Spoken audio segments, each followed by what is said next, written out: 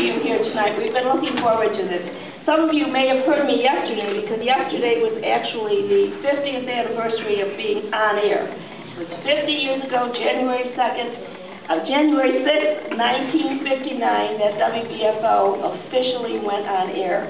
And Chancellor Clifford Furness, the then Chancellor of the University of Buffalo, congratulated the electrical engineering students because they had engineered this whole thing. They were so interested. It did not begin in communications or in the arts and sciences, but with electrical engineering because they were so fascinated with the concept of radio. And at that time, the WBFO was staffed entirely by students.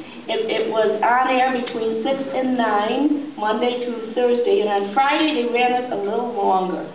The total budget was $1,300, and the reach of the station was about 10 miles. So, and it was here, and actually in Baird Music Hall. This originally was Baird Music Hall. So today, we of course are a 24/7 station, staffed by professionals, many of whom have been in public radio for 20 or 30 years or more. And our budget is $1.5 million. Our reach is up through southern Ontario, and with WUBJ and WOLN down as far south as northern Pennsylvania. Into the east, we now reach beyond Batavia. So we're a much bigger community of listeners. What else can I tell you? The station, of course, has a special place in the annals of public radio.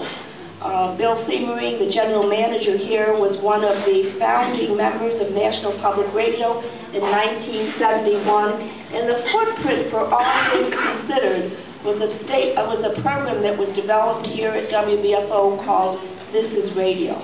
So we are well known throughout this country for what we contributed to National Public Radio. Well, how did this all become possible? One thing was we had the unwavering support of the University at Buffalo, a very important component in our whole effort to grow. We also had enormous support from the community, our listeners, our corporate funders, foundations in this region as well as in the southern tier. And so without all of those supporters and without you, we always say, we just could not have done it.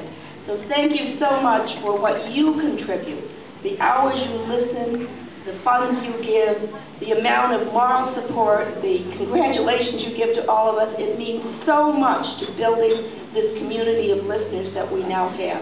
And so thank you again for all you've done for WBFO, and I hope you enjoy yourself. I do want to have Dave Benders, who of course has been here for, many of you know, for over 30 years in many capacities, but for many, many years as our program director.